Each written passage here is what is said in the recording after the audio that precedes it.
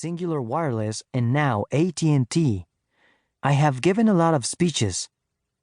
Afterward, as I have conversation with people in the audience, I always find that what has resonated most with them is how far I have come. While they are interested in my business experience, like integrating AT&T Wireless and Singular, following the biggest all-cash merger in U.S. history, it is the personal saga that captivates them. In particular, they are moved by the idea of a young boy whose family was so determined to get him out of communist Cuba that they sent him off alone into the care of a couple whom they barely knew. People look at me and then try to envision me as the teenager who swept floors and cleaned bathrooms in order to help his family and put himself through college.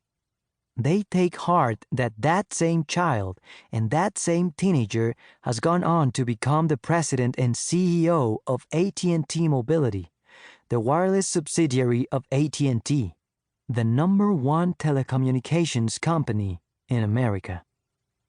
They want to know how I did it.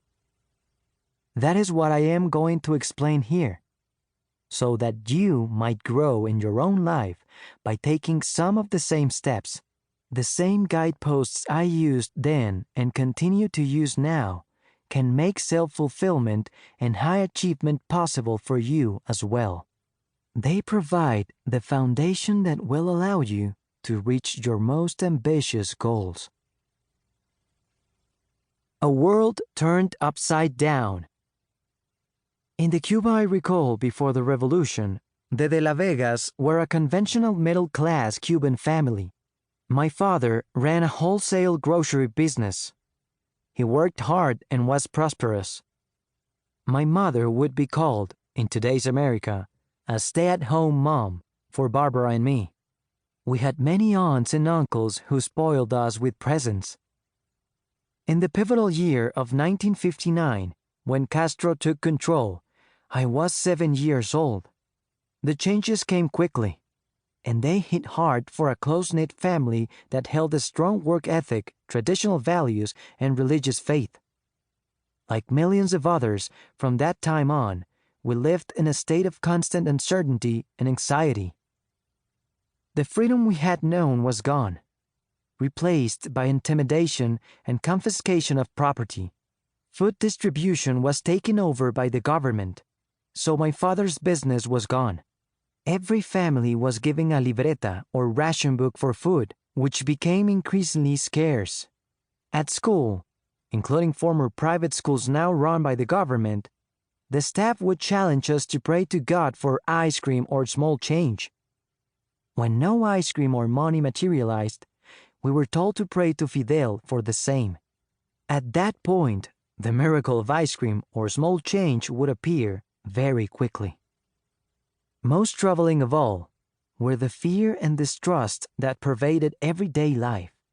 Although no one in my close family was imprisoned, thousands of our countrymen had been locked up, and it could happen to anyone at the slightest provocation or just a suspicion.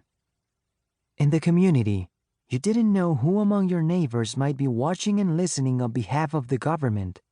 Sometimes our family had extra food through my dad's old business connections, and my mother would cook it in the middle of the night when no neighbors were awake. At school, we were told to report to our teacher if we ever heard an adult, including our parents, criticize the government. The strategy was simple: undermine loyalty to anyone and anything other than Castro and the regime. Families like mine who had a young son had an extra worry. Boys nearing draft age, 15, would not be allowed to leave Cuba. There were also constant rumors swirling that Cuban boys were going to be sent off to Moscow to be educated. More than any other danger, the fear of losing their children, soul as well as body, motivated families like mine to try to get out. Applying to leave the country was a dangerous thing, however. You marked yourself as a gusano, a worm. Almost immediately, militia would show up at your house and inventory all your possessions. They made it clear.